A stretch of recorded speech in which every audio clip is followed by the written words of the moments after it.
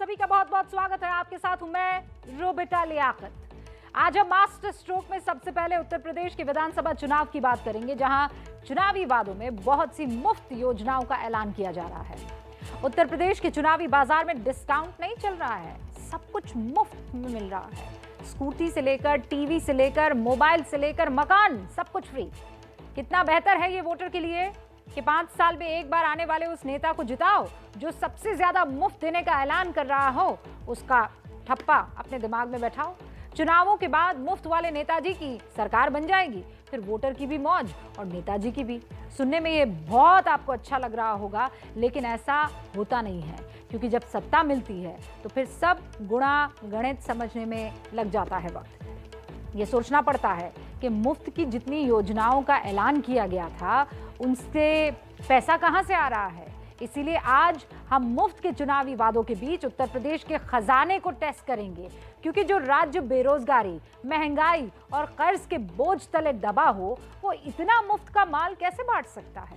Master stroke की cover story आज देश हित में। बाजार छोटा हो या बड़ा, दुकान सड़क पर हो या मॉल में, सीजन सेल के बैनर तले ऑफर की भरमार कभी कम नहीं होती। कहीं एक के साथ एक फ्री, कहीं एक के साथ 3 फ्री, कहीं 50% डिस्काउंट, तो कहीं 90% तक छूट।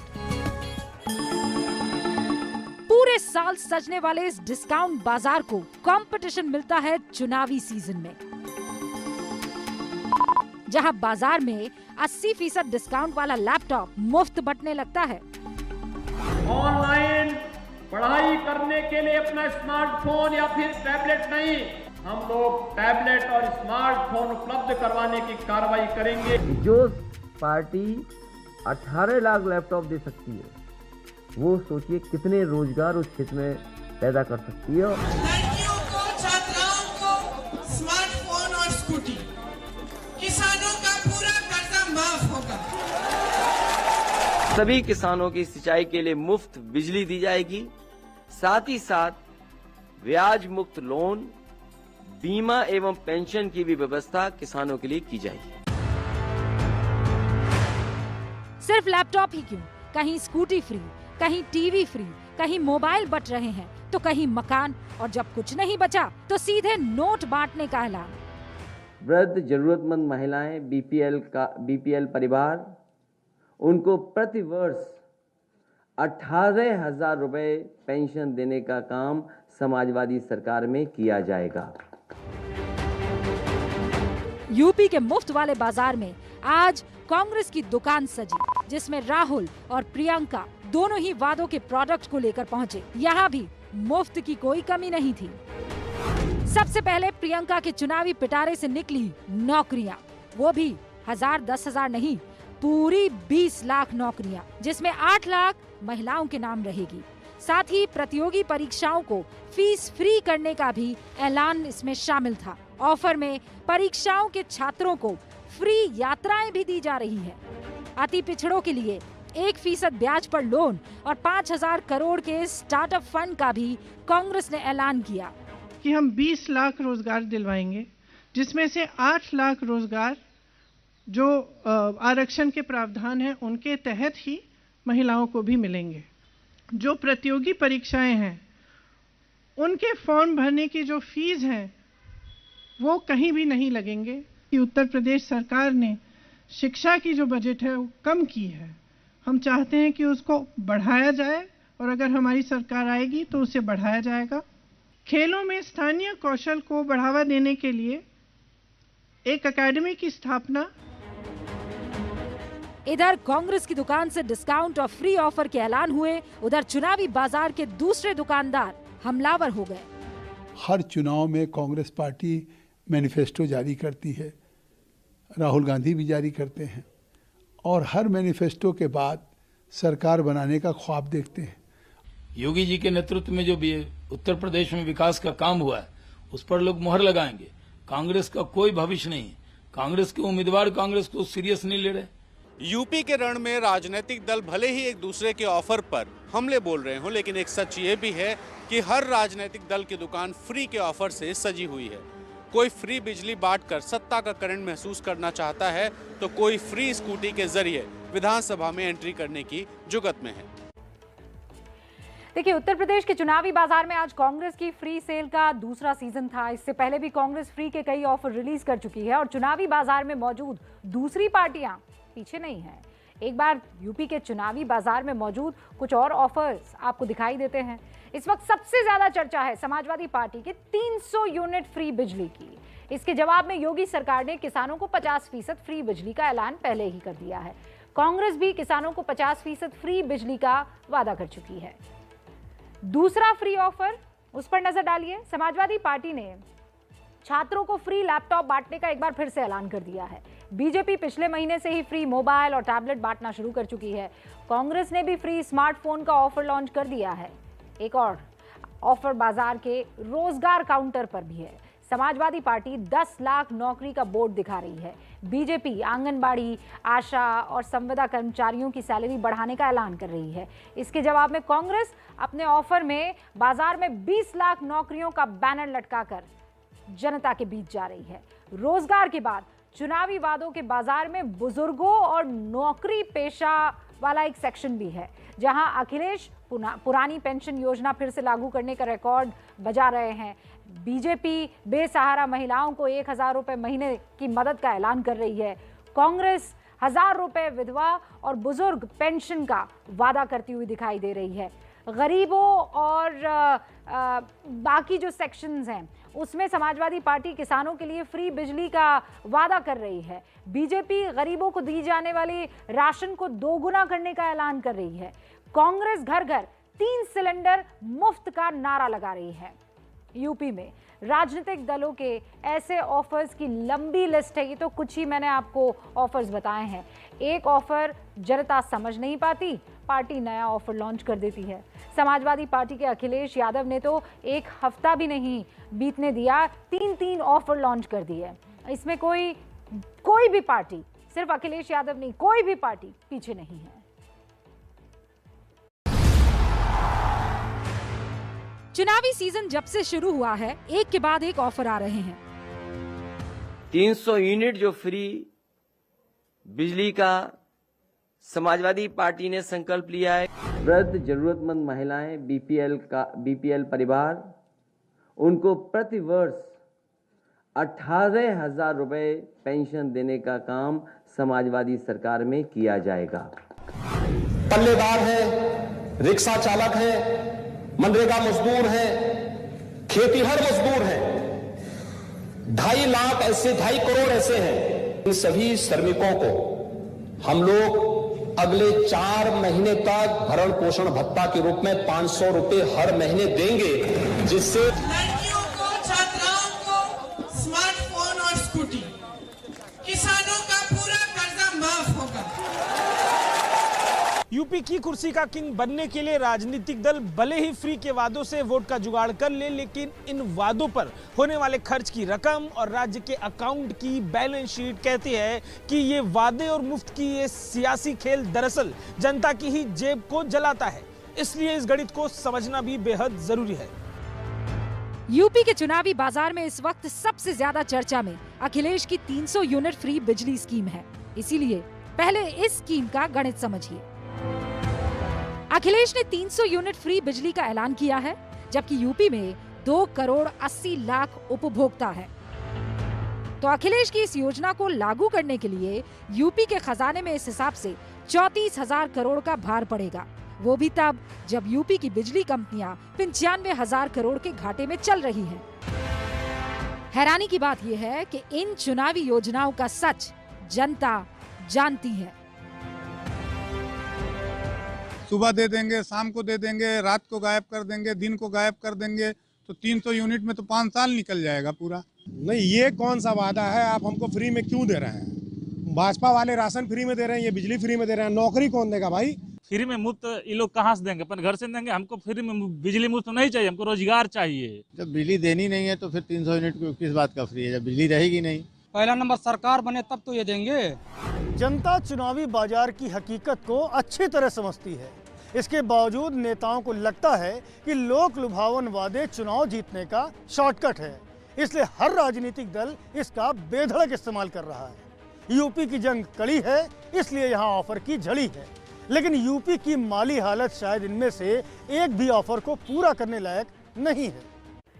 यूपी के चुनावी ऑफर कितने जमीन पर उतरेंगे, इनके लागू होने का यूपी के खजाने पर क्या असर होगा, ये आपको समझना चाहिए। और अगर आप उत्तर प्रदेश के वोटर हैं तो बिल्कुल गौर से आपको ये समझना चाहिए। यूपी के खजाने की ये ताज़ा रिपोर्ट है जो आपको समझाएगी गुणा, भाग और गणित। 2021-22 में उत्तर प्रदेश पर 6,53,000 करोड़ का कर्ज था, राजस्व घाटा 90,000 करोड़ है और प्रदेश 1,85,000 करोड़ के बाजार वाले कर्ज में दबा हुआ है।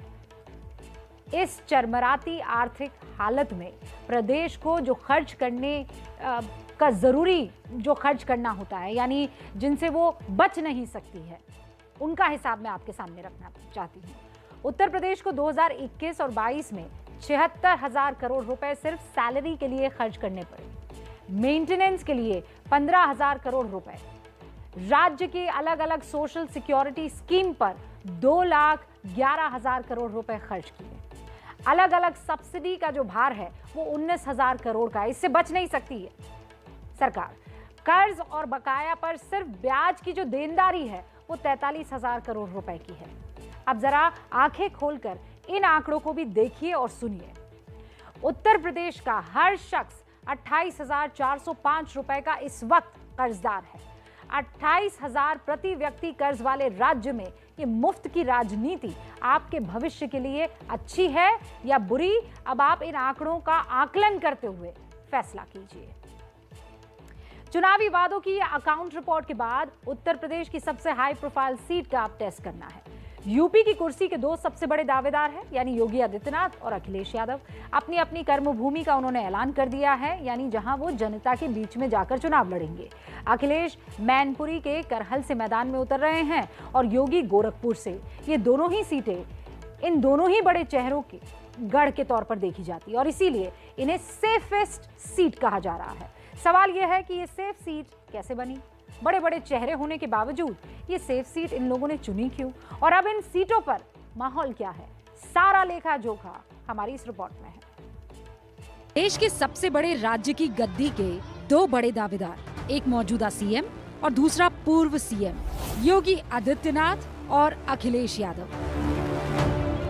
कुर्सी लखनऊ में है और ये दोनों दावेदार दो अलग अलग दिशाओं से अपना रथ लेकर निकल रहे हैं और दोनों को लगभग बराबर दूरी ही तय करनी है।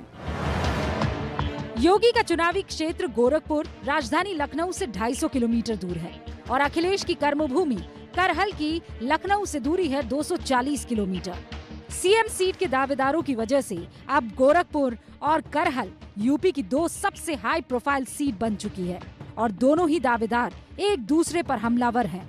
चुनाव में हर एक व्यक्ति को उतरने का अधिकार है, वे अपनी पार्टी की तरफ से अधिकृत प्रत्याशी बने, ये हमारी भी कामना है, उनको बनना चाहिए। लेकिन एक बात तो सामने आ गई है कि समाजवादी पार्टी आज बैकफुट पर आ चुकी है अपनी पहली सूची के बाद। अब उनकी हिम्मत नहीं हो पा रही कि अगली सूची वो जारी कर सकें। जनता इन्हें पहुंचाती, उससे पहले भारतीय जनता पार्टी ने उन्हें अपने घर पहुंचा दिया। अब गोरखपुर की जनता पूछेगी मेट्रो क्यों नहीं बनी, गोरखपुर की जनता पूछेगी ट्रैफिक जाम क्यों है, गोरखपुर की जनता पूछेगी जानवर क्यों घूम रहे हैं। गोरखपुर योगी आदित्यनाथ की दशकों पुरानी कर्मभूमि रही है, जबकि मैनपुरी का करहल मुलायम परिवार का गढ़ रहा है। इस लिहाज से इन दोनों ही सीटों पर कड़ी टक्कर होने की संभावना कम है, लेकिन चुनाव में इसका बड़ा संदेश है। अब जब गोरखपुर और करहल दोनों ही सीटों के उम्मीदवारों का सस्पेंस खत्म हो चुका है तो एबीपी न्यूज ने यहाँ के मतदाताओं की नब्ज टटोलने की कोशिश की। भाजपा आ रही है, भाजपा आ रही है, महाराज जी आ रहे हैं। मतलब भाजपा फिर आ रही है, उतनी विकास की है भैया। कुछ नहीं है। इस समय बीजेपी है हर जगह से। बाबा जीता था। बाबा जीते का ऐसा लगा था कि बाबा जीती हैं? अरे सब काम अच्छा होता ना। मुझे बहुत खुशी है जो अपने गृह क्षेत्र में वो चुनाव लड़ने आ रहे हैं। फैसला हमारे छात्रों के हित में। जीत जाएंगे, बिल्कुल जीतेंगे, पूर्ण बहुमत के साथ। समाजवादी जीतेगी और 2022 में समाजवादी की सरकार बनेगी। मैं भी चाहता हूं अखिलेश यादव यहां से जीतें, यहां से सरकार बने उनकी। जनता का ये मूड इस बात का सबूत है कि ये दोनों ही नेता अपने अपने गढ़ में बेहद मजबूत है। इसकी बड़ी वजह इनका कद और इलाके से इनका पुराना जुड़ाव है। साथ में जातीय समीकरण भी इनके पक्ष में है। गोरखपुर और करहल कैसे योगी और अखिलेश के लिए सेफ सीट बनती है, इसे समझने के लिए वोट का सबसे अहम फैक्टर उत्तर प्रदेश में खासतौर पर जाति समीकरण को आपके सामने रखती हूँ। योगी की गोरखपुर शहरी सीट पर कुल वोटर कितने हैं? 4,50,000। इसमें कायस्थ कितने हैं? 95,000। ब्राह्मण 55,000, क्षत्रिय 25,000, यादव 25,000, मुस्लिम 50,000, अनुसूचित जाति 20,000 और अन्य देख लीजिए आप 30,000 है। जबकि करहल में आइए आप, करहल में देखिए आप कुल 3,71,000 वोटर हैं, जिसमें यादव कितने हैं? 1,44,000, शाक्य 35,000, क्षत्रिय 25,000, लोधी 11,000, मुस्लिम 14, ब्राह्मण 14,000 और जाटव 34,000 के आसपास है। 2017 चुनाव के नतीजे ये बताते हैं अखिलेश हो या योगी, दोनों ही अपनी सेफ सीट पर हैं। गोरखपुर शहरी सीट पर 2017 में देखिए बीजेपी को 55.85% वोट मिले थे, कांग्रेस को 28.1%, बीएसपी के खाते में 11 के आसपास %।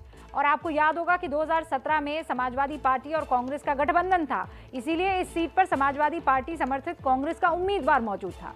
जबकि करहल में समाजवादी पार्टी को 49.81%, बीजेपी को 31.45%, बीएसपी को 14.18% और कांग्रेस समर्थित एसपी उम्मीदवार था, इसीलिए वो बाइफर्केशन आपको नहीं दिखेगा।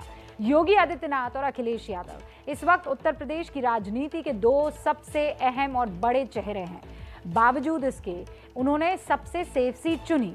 इसे लेकर दोनों ही दल एक दूसरे पर वार और पलटवार कर रहे हैं। सवाल उठता है कि इतना बड़ा चेहरा होने के बावजूद सेफ सीट आखिर क्यों चुननी पड़ जाती है?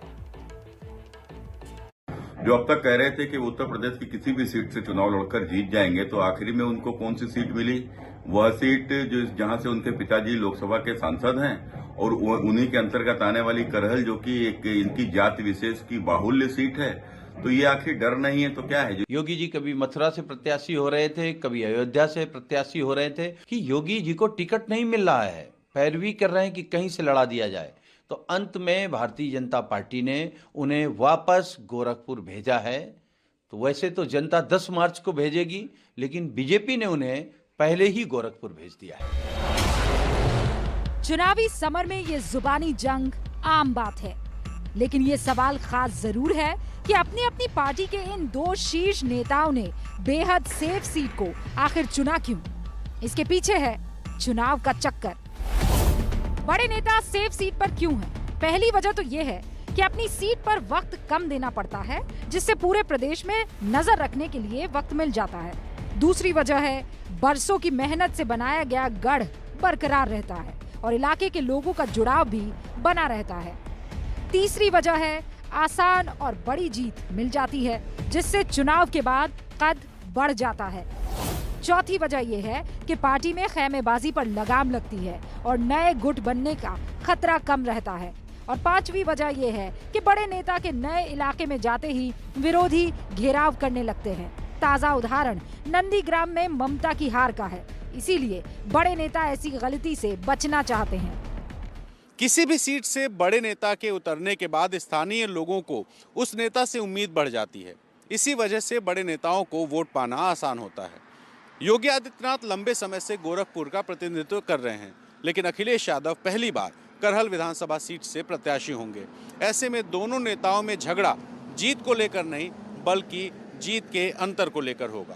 गोरखपुर शहर से अजय दुबे के साथ रणवीर, एबीपी न्यूज, करहल, मैनपुरी। अब एक चिंता की खबर है, और चिंता की खबर इसलिए क्योंकि कोरोना के केसेस शहरों में भले ही कम हो रहे हैं, लेकिन जगह जगह ये केसेस बढ़ते हुए भी दिखाई दे रहे हैं, खासकर चुनावी राज्यों में।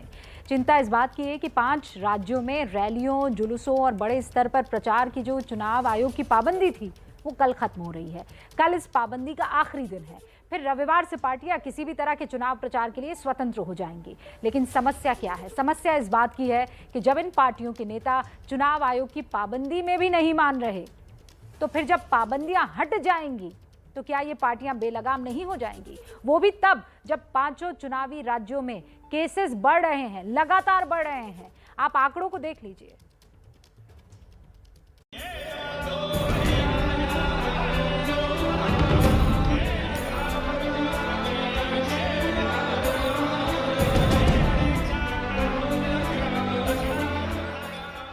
बीजेपी के राष्ट्रीय अध्यक्ष जेपी नड्डा आगरा में डोर टू डोर प्रचार से पहले पूजा पाठ कर रहे हैं। वैसे तो विधानसभा चुनाव, इलेक्शन कमीशन और कोरोना दोनों की गाइडलाइंस के बीच हो रहा है, लेकिन इसे मान कौन रहा है? जेपी नड्डा के साथ मंदिर के अंदर कई सारे लोग मौजूद थे और सब के सब कोरोना गाइडलाइंस का उल्लंघन कर रहे थे। बड़ी बड़ी रैलियों और जुलूसों पर लगी चुनाव आयोग की पाबंदी कल खत्म हो रही है। 8 जनवरी को 5 राज्यों में चुनाव के ऐलान के साथ ही चुनाव आयोग ने इन पाबंदियों को पहले 15 जनवरी तक बढ़ाया और फिर इन्हें 22 जनवरी तक बढ़ा दिया। लेकिन अब सवाल ये है कि क्या चुनाव आयोग इन पाबंदियों को हटाएगा, क्योंकि चुनावी राज्यों में कोरोना के केसेस लगातार बढ़ रहे हैं। उदाहरण के तौर पर यूपी में देखिए, जहां 8 जनवरी को यानी चुनाव के ऐलान के दिन 6,411 केसेस आए थे, जो अब 20 जनवरी को बढ़कर 18,429 हो गए हैं। यानी इन 13 दिनों में 189% केस बढ़ गए हैं। 8 जनवरी को पॉजिटिविटी रेट 2.9% की थी, अब बढ़कर वो 7.4% हो गई है। इस तरह उत्तराखंड को देखिए, 8 जनवरी को 1,560 रोजाना के केस थे, अब बढ़कर 4,818 हो गए हैं, यानी 209% केसेस बढ़ गए हैं। और पॉजिटिविटी रेट भी 0.4% से बढ़कर 14.2% हो गई है। पंजाब की बात करें तो यहाँ 8 जनवरी को 3,643 डेली केसेस थे, जो अब 20 जनवरी को बढ़कर 7,862 हो गए हैं, यानी 89% केस बढ़ गए हैं। और पॉजिटिविटी रेट भी 13.9% से बढ़कर 17% हो गई है। सिर्फ इन 5 चुनावी राज्यों में पूरे देश के 10% एक्टिव केसेस हैं। सबसे ज्यादा 97,329 उत्तर प्रदेश में है। इसके बाद पंजाब में 47,400, उत्तराखंड में 24,255, गोवा में 22,460 और मणिपुर में 2,384 एक्टिव केसेस हैं। इसी तरह इन 5 राज्यों में कुल 1,93,828 एक्टिव केसेस हैं।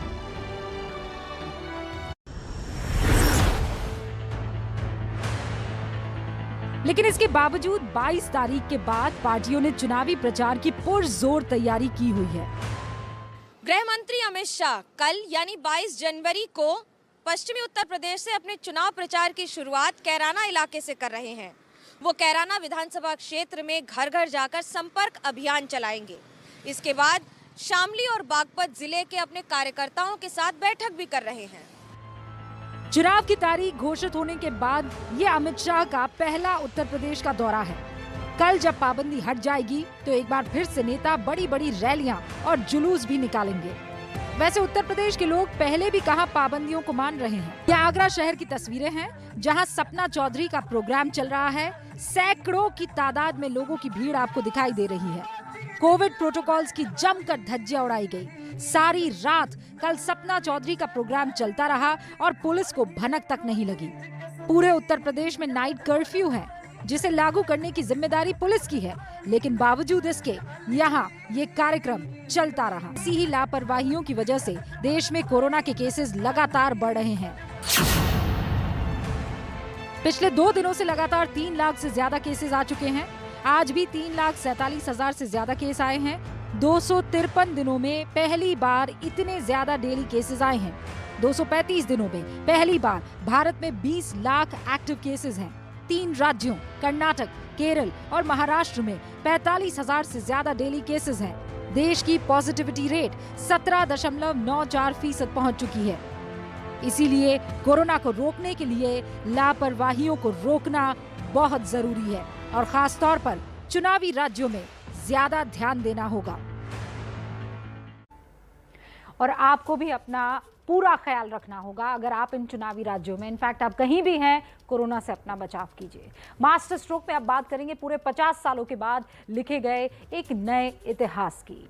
सब जानते हैं कि दिल्ली में इंडिया गेट है और इंडिया गेट पर अमर जवान ज्योति हमेशा ही जलती रहती है, लेकिन आज से इसका नया ठिकाना है 400 मीटर की दूरी पर महज। इंडिया गेट से थोड़ी ही दूरी पर बने राष्ट्रीय स्मारक नेशनल वॉर मेमोरियल, वहां पर सरकार ने फैसला क्यों किया ये और इस फैसले पर राजनीतिक घमासान क्यों मचा हुआ है, ये हम आपको बताएंगे। लेकिन उससे पहले राष्ट्रीय महत्व की एक और जानकारी आपके सामने रखना चाहती हूँ।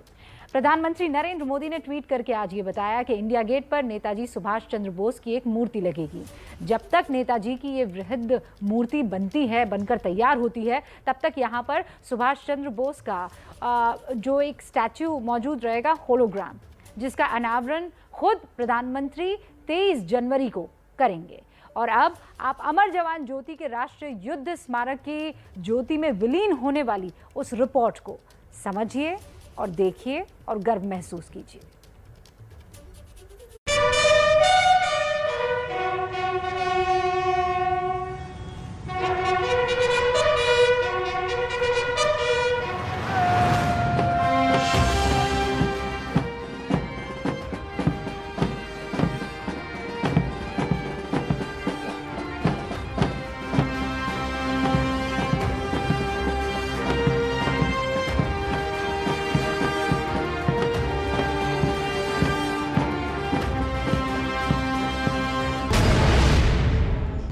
तो इस तरह से 18,259 दिनों या 49 साल 11 महीने और ठीक 27 दिनों के बाद इंडिया गेट पर लगातार जलने वाली अमर जवान ज्योति का ठिकाना बदल गया है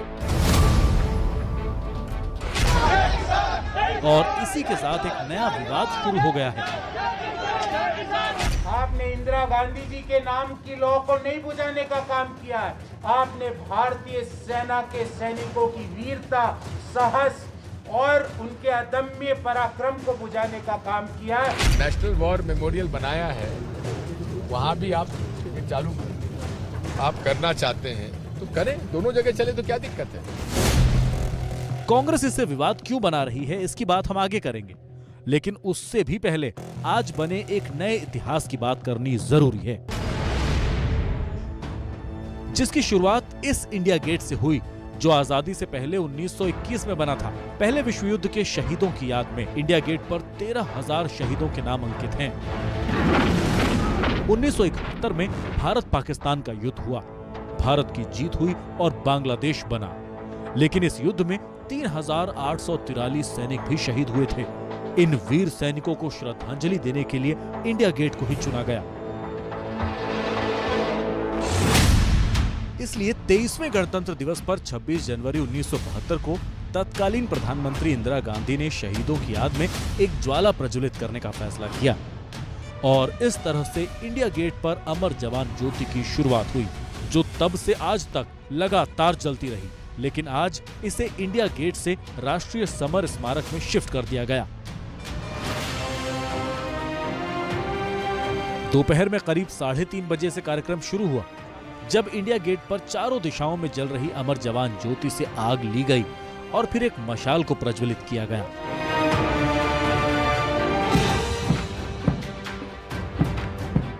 इसके बाद इस मशाल को राष्ट्रीय युद्ध स्मारक की तरफ ले जाया गया। इस ज्योति को शिफ्ट करने के लिए सैनिकों की एक पूरी टुकड़ी थी, जो बैंड बाजों के साथ शहीद स्मारक की तरफ जा रही थी।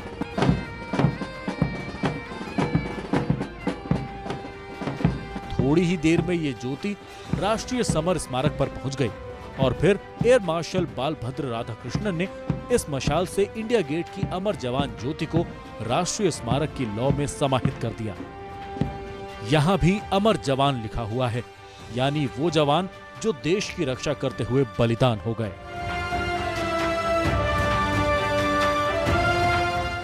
लेकिन सवाल ये भी है कि इतने दशकों से जल रही अमर जवान ज्योति को आखिर बुझाने की नौबत क्यों आई? अगर 1971 के युद्ध शहीदों की स्मृति में इसे बनाया गया था, तो फिर इसे नेशनल वॉर मेमोरियल या राष्ट्रीय समर स्मारक क्यों शिफ्ट किया गया? दरअसल नेशनल वॉर मेमोरियल यानी राष्ट्रीय समर स्मारक में आज़ादी से लेकर अब तक देश के लिए सर्वोच्च बलिदान देने वाले करीब 25,000 जवानों के नाम अंकित हैं। इनमें 1971 के भारत पाकिस्तान युद्ध में वीरगति को प्राप्त हुए सैनिकों के नाम भी शामिल हैं। ऐसे में तर्क दिया गया कि अगर नाम समर स्मारक में है तो फिर उनकी ज्योति यानी कि अमर जवान ज्योति इंडिया गेट पर क्यों हो? यही वजह है कि अमर जवान ज्योति को हमेशा के लिए राष्ट्रीय समर स्मारक की मशाल में विलय कर दिया गया है। 1971 के बाद 1972 में गवर्नमेंट ने, सरकार ने वहां पर अमर जवान ज्योति 71 वॉर वेटरन्स के लिए एक ज्योति जलाई, जो तब से जल रही है। चूंकि वहां भी एक फ्लेम जल रही है, तो ये नेचुरल प्रोसेस था कि ये वाली फ्लेम उधर मर्ज हो जाए, तो वो सरकार ने किया है। और इसमें मैं नहीं समझता कि कोई मेजर रीजन और कोई होना चाहिए। मेरा ख्याल आज की तारीख में नेशनल वॉर मेमोरियल में जो एक वहाँ पे फ्लेम जल रही है, वो तो फ्लेम यहाँ से बोरो की गई है और वो इसी का हिस्सा है। आप एक देश में एक ही जगह में दो जगह पे ऐसी फ्लेम नहीं कर सकते हो, जो कि एक तो अंग्रेज़ों के टाइम पे बनाए हुए वो एक हरिडली बनाई थी। हाँ, 50 साल हो गए वहाँ पे हम सोल्जर्स को रिस्पेक्ट पे कर रहे हैं, लेकिन अननोन सोल्जर्स को तो एक बहुत फ़र्क है। दिल्ली से नीरज राजपूत की रिपोर्ट।